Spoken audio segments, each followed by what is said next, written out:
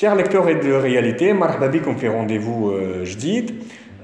Toujours dans notre optique, comme vous le savez, de rompre avec la culture de la médiocrité et de rompre avec ces ondes négatives, si je puis dire. Nous allons parler un ضيف très spécial, un jeune start-upper qui a été la fierté de Tunis, comme d'autres jeunes filles Tunis. Jihad El Hanechi, صباح النور جهاد. Donc Jihad, tu es le fondateur de la start-up. Le nom, j'ai du mal à le prononcer, Majestai, si je prononce bien, c'est ça. Majestai, voilà. Et je rappelle que c'est Majestic Eye. Majestic Eye, exactement. Et donc je rappelle, c'est la même start-up qui a obtenu un prix au dernier forum de réalité sur la santé numérique qui marche dernier. Justement. Absolument. Voilà, هذا point باش نحكيو عليه. Justement, et تعرف start-up نتاعك surtout récemment, elle a décroché, elle a été dans le top 10 des startups les plus innovantes en Afrique. Et ça, c'est pas n'importe qui l'a dit, c'est l'agence japonaise de coopération internationale. Ça, c'est aussi notre fierté. Donc, je نبداو جهاد كتنجم تحكي لنا على الجنازة نتاع ماجستيك ايس يعني كيفاش بدات الفكرة؟ احكي لنا على c'est quoi l'histoire? Très bien. Alors, tout d'abord, merci pour cette audience. J'en suis très fier.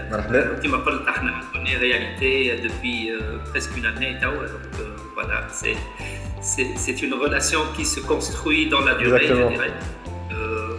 Voilà, merci. Alors, moi je viens du monde des affaires. Donc je suis expert comptable de formation. J'ai commencé ma carrière en Tunisie dans un cabinet de conseil. Très vite, je me suis orienté plutôt vers le conseil que le métier d'expert comptable. Et j'y ai passé une dizaine d'années à Kratchway.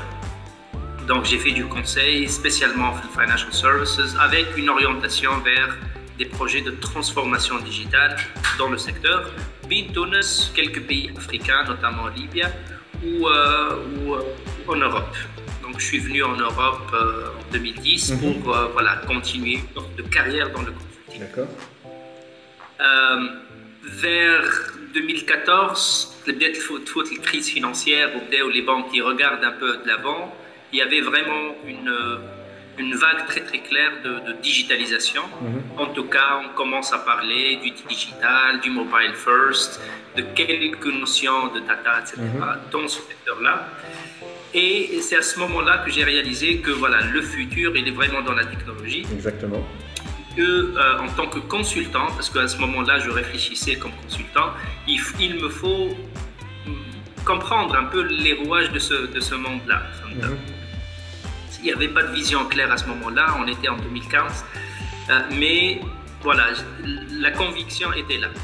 Donc 2 ans après, j'ai décidé de quitter le monde du conseil, parce que j'ai croisé le chemin d'un ancien ami à moi, Rabia Saïdi, qui est devenu mon cofondateur. Enfin, on se connaît depuis le lycée, donc on se connaît depuis longtemps, mais lui, il a choisi plutôt la voie technologie, data science, recherche fondamentale et appliquée, etc. Et puis on a parlé, on s'est croisés vraiment par hasard après tant d'années. On a parlé exactement une dizaine de minutes. Qu'est-ce que tu veux faire? Moi je veux faire ça, moi je veux faire ça. Et je lui ai dit écoute, il habite toujours à Cambridge. Je lui ai dit écoute, il faut qu'on parle. Je viendrai te visiter à Cambridge et puis on va continuer à réfléchir. Et c'est comme ça qu'est née l'idée de Majestai. Donc début 2017, je me suis rendu à Cambridge chez lui et puis on a vraiment conçu, on a réfléchi à ce qu'on veut faire. La vision était commune et puis elle vient de 2 mondes différents, du monde de la technologie et du monde du business, mais il y avait une sorte de superposition parfaite en termes de ce qu'on veut faire, en termes de positionnement, etc. On a commencé à travailler avant la création de la boîte pour préparer une sorte de ce que j'appelle un noyau dur, un core team, tout à fait. Sur lequel on construit et avec lequel on construit la boîte.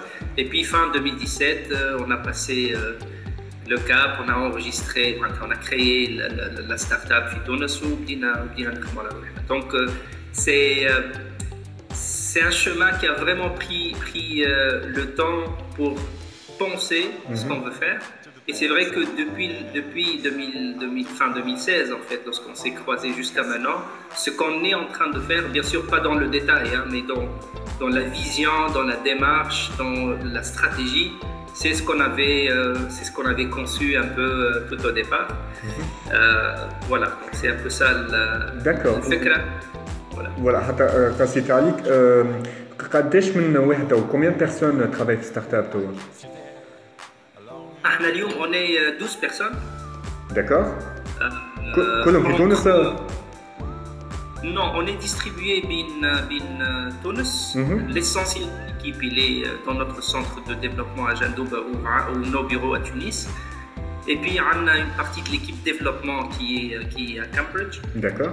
Et moi, personnellement, je suis entre les Pays-Bas et la Tunisie. D'accord. Ça fait une belle équipe. D'ailleurs, ça m'amuse de dire que enfin, le monde semble découvrir le télétravail, le travail à distance, etc. Mais nous, en fait, c'est toujours notre manière de faire. C'est depuis le début, on travaille comme ça. On est distribué géographiquement, mais on travaille côte à côte tous les jours et ça marche très bien. Justement. Et d'où donc la classification, l'interview, le top 10 des startups en Afrique par l'agence japonaise d'investissement, ce qui n'est pas rien. Hein, et c'est grâce à un produit spécifique qui est Drug Eye, excusez-moi pour mon anglais. Donc, كنت نجم تحكي لنا عليها شنو هي السوليسيون هذه اللي خلاتكم تكونوا parmi les 10 meilleures startups في l'Afrique. Très bien. Alors, peut-être un petit mot sur ce que nous faisons chez Majesta et en fait pour positionner le produit, si vous permettez. Bien sûr. Alors, nous on se spécialise dans les sciences des données et on est éditeur de technologies d'analyse de données. D'accord. C'est-à-dire extraire, donner l'or ou le diamant, si tu veux, c'est les connaissances qui vont permettre de meilleures décisions dans tous les domaines, hein, que ce soit les domaines financiers, de la santé, l'administration, hein, donc e-government, et plein d'autres domaines, l'industrie, le retail, etc. Donc, ce qu'on fait, c'est développer des technologies qui permettent à nos clients, aux utilisateurs de cette technologie-là, de passer plus rapidement et d'une manière beaucoup mieux structurée d'un point de vue technologie, approche ou valorisation des données, un modèle d'affaires qui est data-driven. Tout le monde parle de ça, mais c'est difficile de le faire concrètement. Et nous, on a une technologie qui permet de faire ce passage-là de manière réussie. Donc, c'est le cœur de métier. Si je dis n'importe quoi, c'est un peu en rapport avec le blockchain, avec la big data, peut-être à Jacques? Plutôt data science, donc big data, c'est une des choses qu'on fait. Mais il n'y a pas que ça. Big data, c'est comment on contrôle des données qui sont massives. Et après, il y a d'autres phases de raffinage des données. Vraiment des décisions, hein, des aides à décision ou elle a des décisions carrément. Et même dans votre domaine hein, des médias, ça s'applique aussi avec l'avalanche de données, avec l'avalanche de fake, avec la difficulté de distinguer hein, le bon grain de l'ivraie. Il y a besoin dans le monde dans le média d'avoir des technologies qui permettent de digérer la masse énorme dans les données pour vous aider, vous journalistes, à dénicher les fake news. Elles sont généralement enrobées de faits incorrects.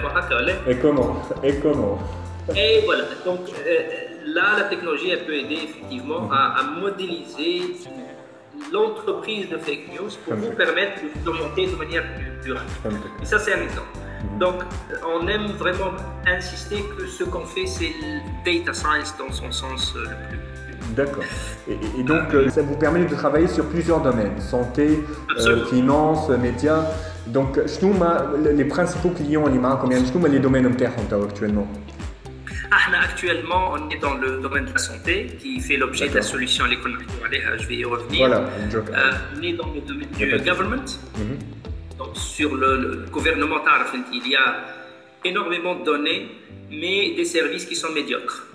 Exactement. Et nous, aujourd'hui, on a des projets très intéressants où on va aider à valoriser les données, pas uniquement pour améliorer le service, mais aider pour faciliter le travail des administrations اللي احنا نخدموا معاهم. Tout à fait.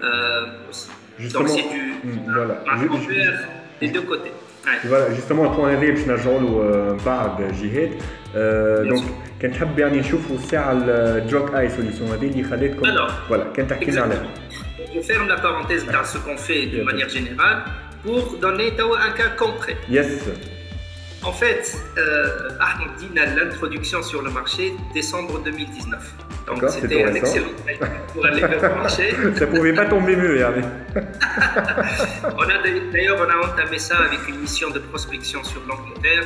Pourquoi l'Angleterre? Parce que c'est un marché où on peut y aller avec notre meilleur produit, qui est l'intelligence artificielle qu'on a développée, etc. Alors, ça s'est très bien passé. On a très rapidement pu nouer des partenariats avec British Telecom notamment pour avoir accès à leur cluster d'innovation à Ipswich. Et puis, il y avait des rendez-vous planifiés avec des prospects, etc. Janvier, on tombe en épidémie et puis tout le monde est cloué au sol, on ne peut plus se déplacer, les agendas sont chambardés comme vous l'avez certainement vécu, comme tous ceux qui l'auraient certainement vécu. Qu'est-ce qu'on veut faire? Est-ce qu'on va être là à subir cette circonstance ou alors on va contribuer à lutter contre ce fléau, cette pandémie avec ce qu'on sait faire? Et ce qu'on sait faire, c'est valoriser les données pour améliorer les prises de décision. On s'est dit, c'est quoi le domaine où il y a le plus de besoin de compréhension rapide à ce moment-là? C'était la compréhension d'un SARS-CoV-2 virus. Yes. Comment il se comporte lorsqu'il entre le temps. Personne ne le savait à l'époque, c'est un nouveau truc. Et puis les chercheurs, voilà, ils travaillaient en laboratoire. Et on a décidé, pourquoi ne pas adopter une approche data-driven pour accélérer la compréhension. C'est vraiment ça l'idée d'un programme. Donc, d'ailleurs, c'est avec cette même idée, à l'époque, c'était une contribution de notre part. Donc, on va aller chercher des données, on va les transformer, on va les améliorer avec notre propre équipe. On a des experts en biologie dans l'équipe. Et on va modéliser le comportement dans les gènes, dans les virus, psychogrammes, et on va l'appliquer ça sur le SARS-CoV-2. Initiative de la part de Magesta pour aider les autorités à comprendre et à trouver un peu des molécules candidates pour SARS-CoV-2. D'ailleurs, avec Carole et Cherik Tabi, il fait une compétition dans le 5e avec un symposium à l'univers organisé par Réalité, et ça a été primé. Et on s'est dit, c'est une solution qui a du sens. On a découvert que le processus, rien que la compréhension d'un gène, ça prend des mois. D'accord. Bien sûr, après, il va falloir trouver les molécules candidates, des molécules qui donc c'est un vrai travail de fourmi, quoi. Plus, bien sûr, les effets long terme, parce que on est en train de découvrir les effets long terme de ce virus. Dieu merci, mais on ne sait pas encore quelles sont les séquelles à long terme. Ça, on va le découvrir. Et nous, c'est l'un des aspects sur lesquels on a travaillé d'une manière qu'il a été hors laboratoire pour orienter en fait le travail d'expérimentation. Donc, c'est un produit qui a du sens. On va continuer à travailler dessus. On va le transformer en une solution fully fledged, facile à utiliser. Et on va y aller avec vers les marchés là où il y a de la demande sur ce genre de solutions, notamment qui vont être le marché anglais, mais adaptés dans le marché allemand. Et c'est à ce moment-là, on était en août 2000 de cette année, qu'on a rencontré enfin la compétition à Tajika, qui était une compétition africaine.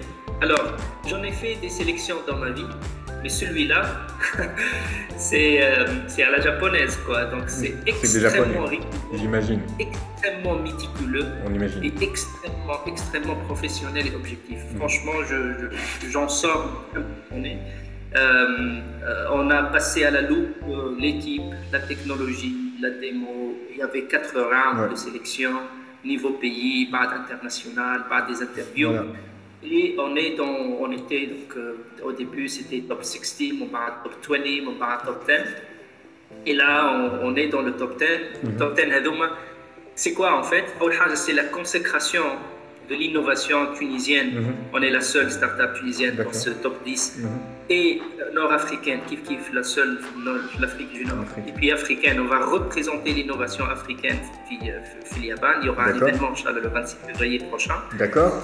On va essayer de. On y sera aussi, d'accord. Inch'Allah. Mais à distance. Bon, en fait, c'était prévu qu'on se déplace là, à Tokyo pour cet événement, mais compte tenu de la circonstance, pour un événement virtuel, mais il n'en sera pas moins imposant en fait. Il y aura 3000 entreprises japonaises qui vont y assister. D'accord. On aura l'opportunité de présenter notre start-up, notre produit et puis notre ambition pour le marché japonais. D'accord. Et donc, juste précision concernant l'événement Réveil, donc c'est juste le top 10 des startups qui ont été sélectionnées, au moins le Tokyo, c'est ça? Exactement. D'accord. En fait, le top 10, ce qu'il y a à la clé de cette sélection, c'est donc une introduction au marché japonais. Fait l'événement avec, on aura l'opportunité de parler à 3000 entreprises d'un coup, ce qui n'est pas rien. Entreprises japonaises. Déjà avoir une entrevue avec un client, c'est un travail acharné, etc. Et là, d'un coup, on a accès à un panel de 3000 entreprises. Différentes tailles, donc les conglomérats japonais, des entreprises de moyenne taille, voire des entreprises de plus petite taille, plus des investisseurs potentiels, plus des partenaires potentiels. Donc c'est vraiment formidable comme opportunité.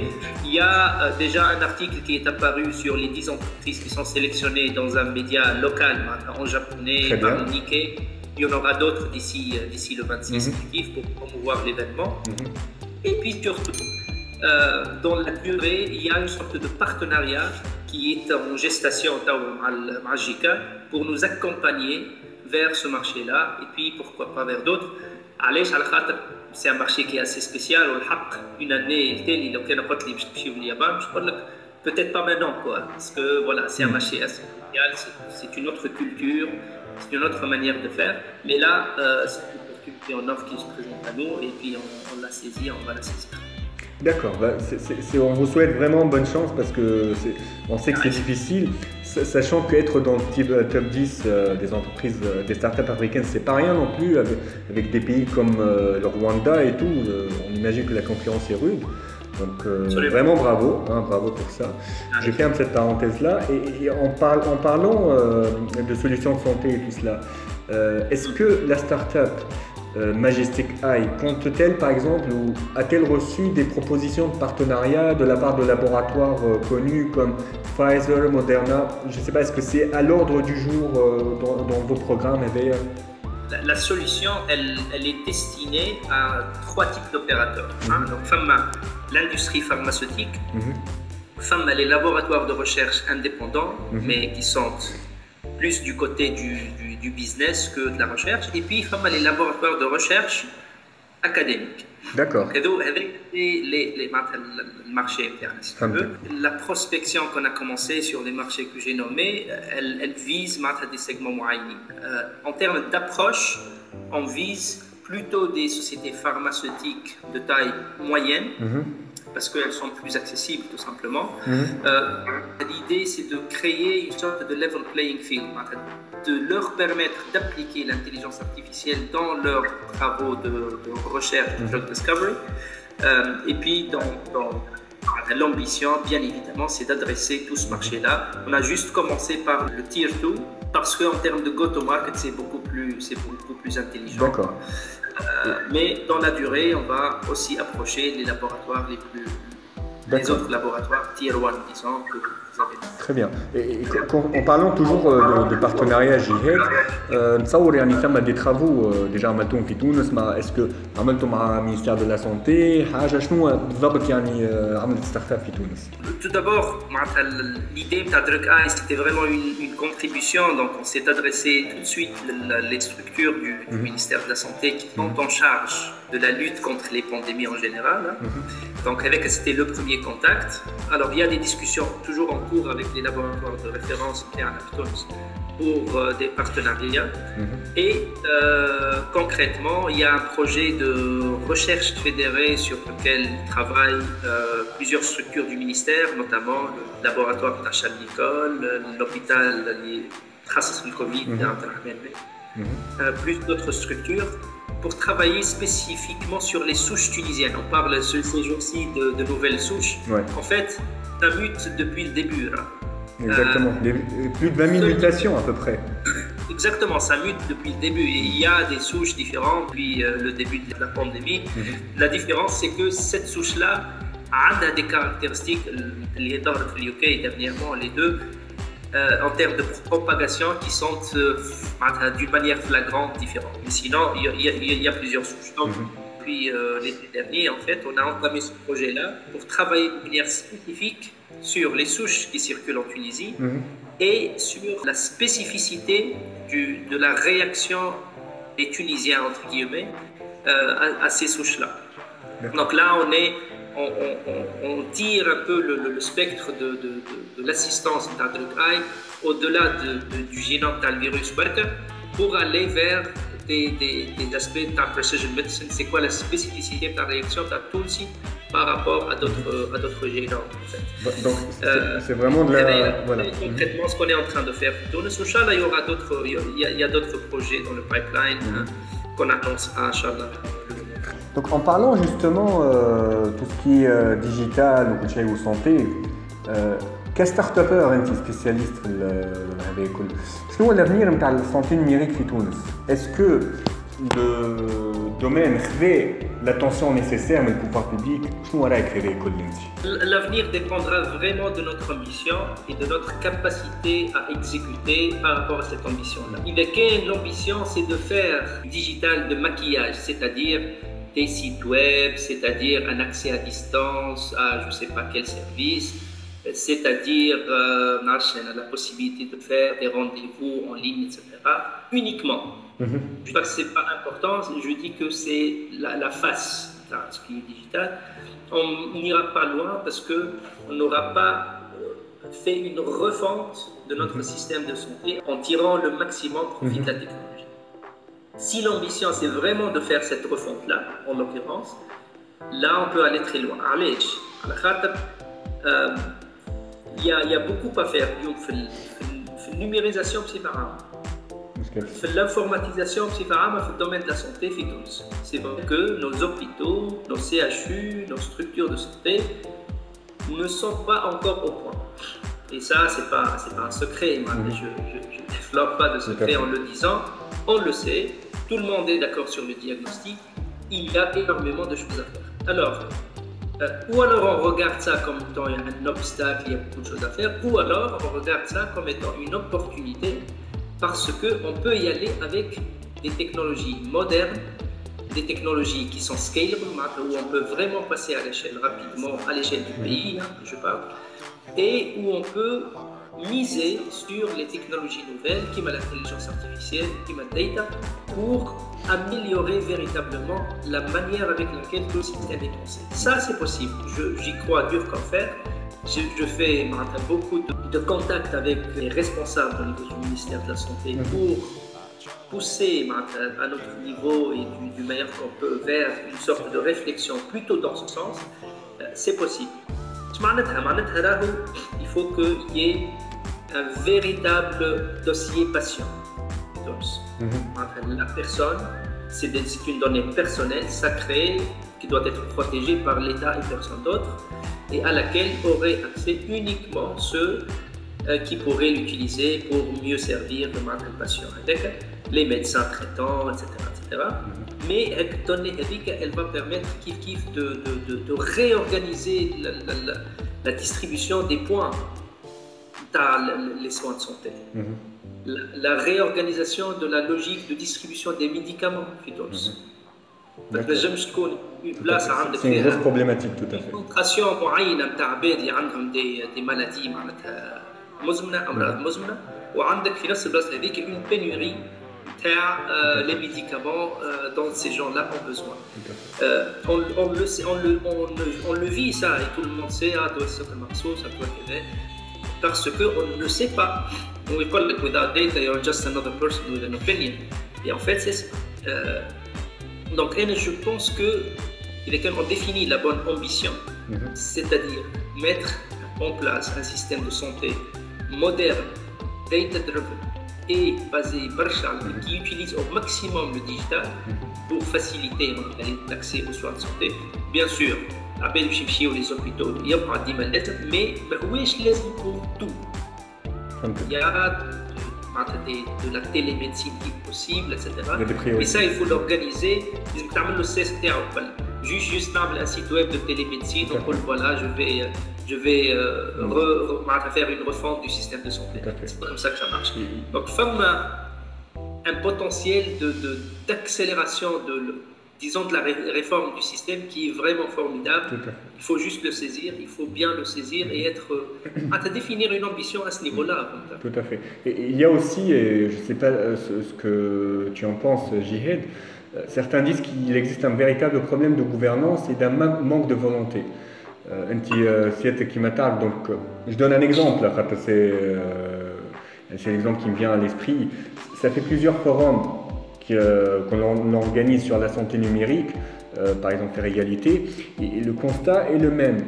On fait toujours chaque année les mêmes constats. C'est la preuve que très peu d'avancées sont réalisées. Est-ce qu'on peut vraiment parler de manque de volonté de la part des pouvoirs publics, une mauvaise gouvernance, peut-être de la gestion des ressources qui pourrait permettre d'investir dans la santé numérique? En fait, dans le digital, la réussite doit se construire dans la durée. Je vais réformer le système de santé, c'est-à-dire une situation 2, je vais 9 directement à la 10. Parce que si on le conçoit comme ça, je et je le comprends d'un point de vue politique, c'est une décision lourde de conséquences à prendre. Voilà, je vais passer vers un dossier patient unique, des données qui sont traçables, l'accès aux médicaments traçables, les consultations médicales, tout ce qui va avec traçable et lié aux patients, bien sûr, par ailleurs, etc. Ça fait beaucoup d'intervenants, beaucoup de personnes, beaucoup de professions qui sont touchées d'une seule fois, que la résistance serait telle qu'on ne va pas bouger en fin de compte. C'est ce qui se passe. C'est ce qui se passe sur pas mal de choses dans ce domaine-là depuis les années 60. Mais Tower Digital spécialement, on dit qu'on va réformer d'un seul coup le truc et ça devient un colosse. Il y a une décision de le commencer et je le comprends. D'accord. Ce qu'il faut faire pour sortir, et c'est l'approche standard digitale, on ne commence pas en disant je vais faire le meilleur réseau social du monde. Non, je commence avec une petite application qui est bien conçue, qui répond à un besoin spécifique et qui a le potentiel de autant de fonctionnalités au fil du temps. Peut-être simple et là c'est devenu un truc très grand. Commencer petit pour finir grand. Voilà. Mais commencer petit en sachant où est-ce qu'on va. C'est ça la différence. Moi je commence en petit, sans qu'il y ait une structure, sans qu'il y ait une cohérence globale. Je sais où est-ce qu'on va, mais en termes d'exécution, on lit nos structures de santé sur un seul système d'information, sur un seul jeu de données. Il y a un projet qui va prendre du temps, mais il est structurant comme projet et il ne va pas peut-être directement impacter le quotidien des gens, mais dans 2 ans, les gens vont commencer à sentir ça. Parce que c'est beaucoup plus facile, parce que l'hôpital عنده une consultation في بلاصه اخرى ما بقاش يهز الاوراق ويدير دوردونونس وكذا. Non, il se déplace physiquement et puis tout est organisé d'une manière qui est digitale et sécurisée. J'insiste là-dessus parce qu'on est dans le domaine de la santé, c'est des données sensibles. Il n'y a que l'État qui peut être garant de la sécurité et de l'intégrité de ces données-là. C'est un véritable trésor et on l'exploite dans le sens de l'amélioration de la compréhension des phénomènes de santé publique. Donc c'est vrai que l'obstacle c'est la, la lourdeur de la tâche. Et elle est lourde. Elle est lourde. Donc je comprends, d'un point de vue gouvernance, il y a autant de distance de part et d'autre que tu vas toucher comment je travaille, tu touches mon business model, l'autre je ne veux pas que mon chiffre d'affaires soit tracé de manière digitale. Parce que voilà, malheureusement, dans ce domaine, on parle quand même de chiffre d'affaires, hein, c'est une sorte d'aberration, mais c'est comme ça. Donc, je comprends la résistance, je comprends les lacunes de gouvernance. On se complique la tâche qui est à accomplir. Elle est déjà assez complexe. On se la rend aussi plus complexe en disant on va tout faire d'un coup. It's not gonna happen. Qui m'a le programme Smart Tunisia 2020. On a passé des années à parler de ça. حتى وصلنا 2018 ومازلنا نحكيو على سمارت تونيزيا 2020 اللي تونس باش تولي une plateforme numérique où tu peux devenir e-citizen etc. un peu l'Estonie. Et là on est à l'aube de 2021. Exactement. Et معناتها حتى ça m'amusait معناتها حتى 2019 مازلنا نحكيو على سمارت تونيزيا 2020. Je dis mais rien qu'à lire la première page de cette stratégie là, il nous faut 5 ans pour le faire, donc il faut changer le titre quoi. Et c'est exactement la même chose, on met un livre blanc fantastique, on dit que si on fait ça, ça va devenir extraordinaire, mais l'exécution elle est lourde, elle est difficile, la gouvernance ne permet pas de le faire parce que la tâche elle impacte beaucoup de monde, elle n'est pas bien conçue, elle n'est pas conçue de manière à gagner l'adhésion des gens. Je vais faire ça et puis il faut adhérer. Non, pourquoi j'adhérerais comme médecin, comme pharmacien, comme CHU, il faut qu'il y ait quelque chose qui vraiment réunit, qui fédère tout le monde autour d'une idée du système de santé interne à l'horizon, je ne sais pas, 2025, 2030, etc.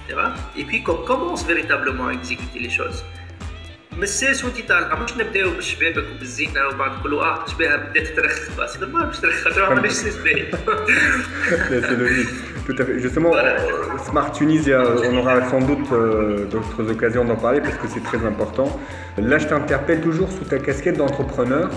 J'ai حبيت نعرف انت شنو رايك كان تنجم تقول لنا في l'environnement des affaires في تونس. Est-ce qu'il est selon toi propice au lancement d'une affaire, مثلا jeune يحب يحل, est-ce qu'il aura assez de facilité, assez de motivation quoi? حسب رايك انت.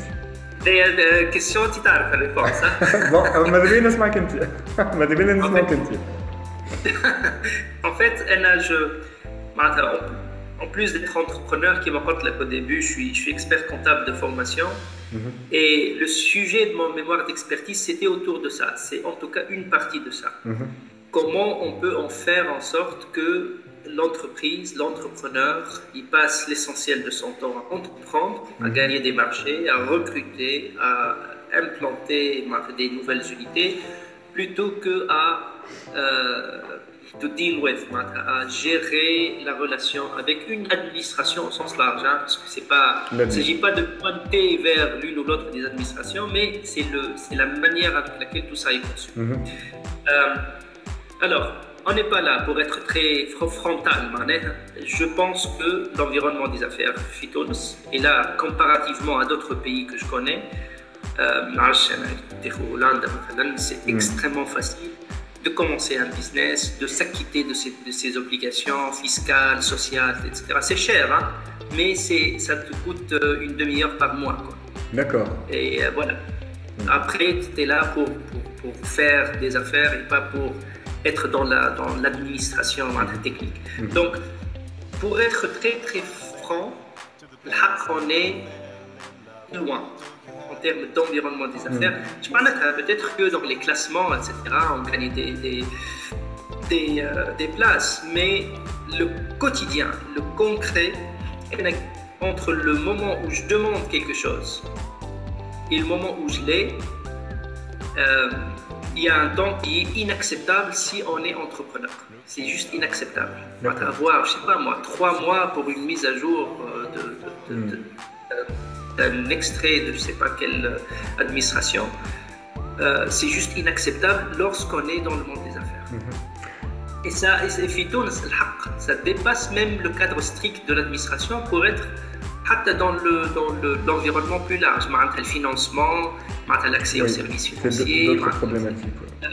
Bien le moment où tu as un besoin, et les besoins ils sont rapides. Un marché, je vais recruter une dizaine de personnes d'un coup, j'ai besoin de monter rapidement un dossier et puis d'agir 3 mois. C'est énorme, à l'échelle entrepreneuriale, c'est énorme. Perdu l'opportunité. Donc il faut toujours se prémunir, avoir une sorte de réserve stratégique pour pouvoir aller plus vite. Il y a des opportunités qui sont propices. Donc il y a un frein, un véritable frein, et on le sent au quotidien, mais ça ne nous a pas découragé de s'implanter en Tunisie. Parce que, et là je ne veux pas, ça m'a dit je pense que là, elle a fini l'idée où justement je voulais t'interrompre. Ça ne nous a pas empêché de nous installer en Tunisie. Allez, on y croit, parce que il y a, malgré ce frein, malgré ce frein de l'environnement des affaires, il y a d'autres facteurs qui sont très très importants dans l'environnement d'affaires. L'accès au talent. D'accord. On a un vivier qui est extraordinaire pour avoir rapidement accès à des ingénieurs, à des techniciens, à des gestionnaires qui sont très bien formés et qui peuvent être opérationnels dès, je sais pas, 3-4 mois après sortie de l'université. Ça, c'est vraiment quelque chose qui équilibre un peu la balance avec laquelle on prend l'environnement des affaires en faveur de la Tunisie.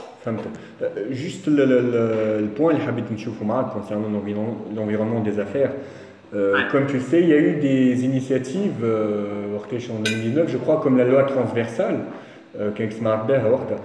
Donc en gros ça n'a pas été suffisant pour faire, parce que si tu t'en souviens, donc, lorsque ça a été présenté, ça a permis entre autres Tunis de doing business, etc. Mais sur le terrain, donc si je comprends bien ce que les Koltouna, ما صارتش حاجة كبيرة malgré ces efforts là. والله شوف أنا معناتها هي تو مؤاخذة بصفة عامة على la manière avec laquelle on gouverne dans le finance. C'est bien de grimper dans les classements, mais il ne faut pas tout faire juste pour grimper dans les classements, juste tick the boxes. L'idée, c'est de réformer notre environnement des affaires et automatiquement, on va améliorer notre classement dans les... Donc si on travaille uniquement sur les critères qui sont définis dans les classements, on va dire, voilà, là on a un registre national des entreprises, on a un registre des UBOS, on a des réglementations, on a le blanchiment d'argent, etc., etc. Fantastique, on grimpe. Mais il faut quand même commencer, qui m'a l'entreprise, il faut être customer-centric, l'État, il faut être citizen-centric. Citizen-centric, je facilite la vie les entreprises ou les citoyens. Et après, je vois est-ce que ça a des conséquences. Et normalement, si tout va bien, ça doit avoir une conséquence sur mon classement. Et lesquelles les entreprises sont bien servies, sont épanouies dans leurs relations avec l'État. C'est-à-dire qu'elles s'acquittent bien sûr de leurs obligations, mais qu'on leur facilite la manière avec laquelle elles s'acquittent de leurs obligations. Et lesquelles on le fait, automatiquement, nos classements vont s'améliorer. On ne fait les choses que pour sortir d'une liste noire ou grimper dans un classement. C'est comme, il y a en gros des solutions le jour le jour. Exactement. البلانشيمون دارجون في الواحد ما عملناهم كانوا حاطيننا في ليست نوار. Je dis, mais est-ce qu'on a besoin qu'on nous dise, on va sinon vous mettre dans une liste noire et desquelles vous ne faites pas ça? Ou alors, d'un point de vue bonne gouvernance de ce pays, on se dit, on veut améliorer ça, améliorer la manière avec laquelle ils s'implantent, on crée du business, on crée des affaires, on fait des choses.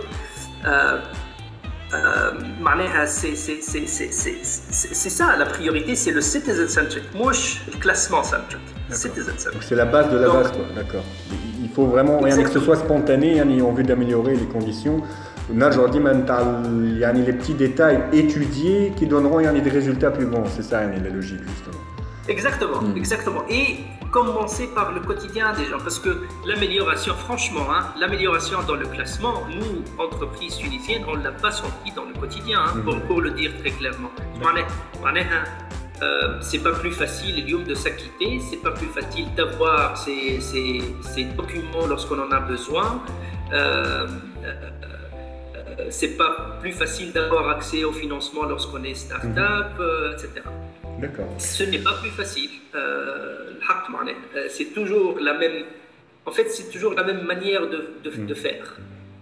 Il faut avoir un dossier et ce dossier sera traité par une commission qui va. Il est dans une région, il faut que ça aille à Tunis, etc., etc.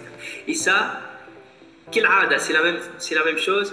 Est-ce qu'on est dans le maquillage? Voilà, c'est possible d'avoir un extrait du registre de commerce à distance, de faire je ne sais pas quelle démarche à distance. Ouais, et là, on veut véritablement repenser l'environnement des affaires internes pour le rendre beaucoup plus fluide. Je le dis toujours, je le dis depuis 2016, j'ai cofondé une association qui s'appelle Smart Business Reporting Tunisia, qui essaie de contribuer à l'amélioration du climat des affaires. Et je le dis depuis toujours, Raho, en termes de complexité, des millions d'entreprises avec des millions de cas d'entreprises par secteur, avec des... Non, c'est pas très complexe. D'accord. Mais il est mal organisé. Et moi je dis toujours que tout le stage est un excellent pilote, un modèle à suivre dans les pays qui sont similaires, faire l'environnement des affaires. On peut vraiment l'être. En termes de taille, on a tout pour aller plus vite et on a tout pour permettre à nos entreprises de s'épanouir. C'est pas trop demander que de dire permettez-nous d'être de bons citoyens, quelle entreprise, hein, c'est-à-dire payer tout ce qu'on a à payer, s'acquitter de toutes nos obligations, mais facilement. Je passe une demi-journée de mon temps à faire la queue juste parce que... c'est le bien collectif, quoi, justement. Espérons que ça va changer. قبل ما نختموا جهاد, il reste 2 points. ساعة كنت تقول لنا perspective نتاع Majestic Eyes pour l'avenir, شنو هما concrètement? Alors, donc Majestic, qui m'a dit on a créé l'entreprise fin 2017. On a commencé 2 personnes plus ce qu'était à l'époque le noyau dur, 2 autres personnes, plus 3. Et puis voilà, nous, aujourd'hui, on est une douzaine de personnes. On a une présence في جندوبة, في تونس, العاصمة, في Amsterdam, في Cambridge. Inch'Allah, une introduction prochaine au Japon, le 26 février. Une introduction au marché allemand, avec des programmes d'accélération. Donc c'était une année riche en avancement malgré les circonstances, etc. Inch'Allah, on va continuer sur cette lancée. L'idée, c'est de continuer à attirer vers nous des talents. Inch'Allah, on va doubler, voire plus nos équipes l'année prochaine. Et puis, on va continuer notre prospection sur les pays épinéphéres. On va attaquer, Inch'Allah, d'autres pays, notamment sur l'Europe, plus du Japon. Donc, l'ambition, c'est de continuer de manière organique jusque-là, mais c'est l'une des choses qui est en cours, la préparation de notre première levée de fonds, Inch'Allah. Qui va venir au cours de cette année. Vous visez les combien? C'est confidentiel? Non, c'est pas confidentiel, mais c'est pas public non plus. Voilà. D'accord. De toute façon, on le saura et on espère que ce sera chose. Inch'Allah.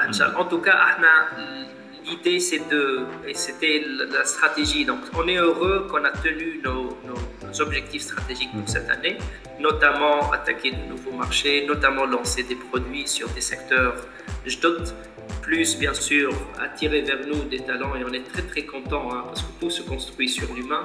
On est très content de l'équipe qu'on a. On a 12 personnes formidables, data science, في البيولوجي في الفاينانشال سيرفيسز في البزنس.